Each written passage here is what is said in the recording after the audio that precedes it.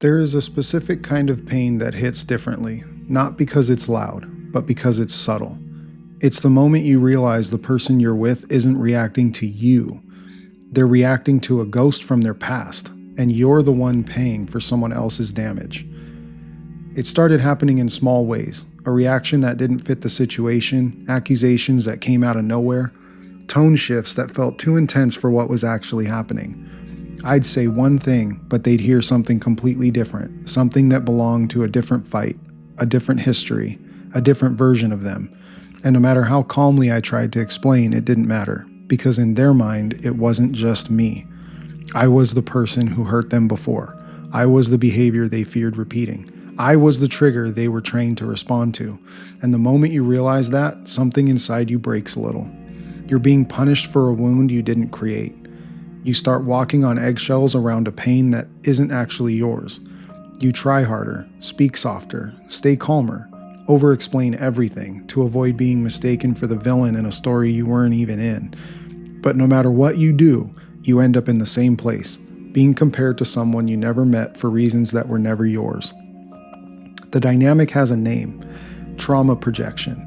It's what happens when someone hasn't healed from their past and begins reacting to the present as if it is the past. Here's how it actually works. 1. Their nervous system can't tell the difference. The body remembers emotional pain in the same way it remembers physical danger. So even a harmless moment gets interpreted as a threat. 2. Old patterns override new reality. They don't see your intentions. They see their past. You become a stand-in for the person who hurt them. 3. They react to the worst-case version of you, not because you're doing anything wrong, but because fear exaggerates everything. 4. You start adjusting to someone else's trauma. You take the blame, you absorb the emotion, you shrink to avoid triggering them, you try to prove you're different. This is emotional distortion, not relationship growth.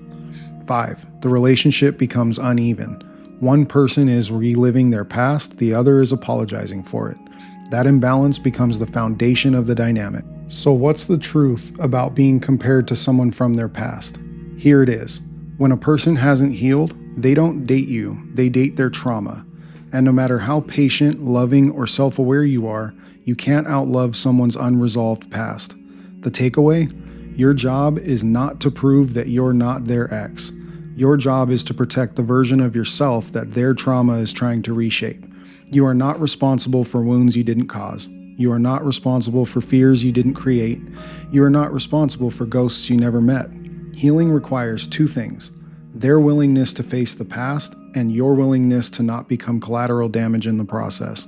The moment you realize you're being compared to someone else is the moment you have to decide. Are you in a relationship with a person or with their history?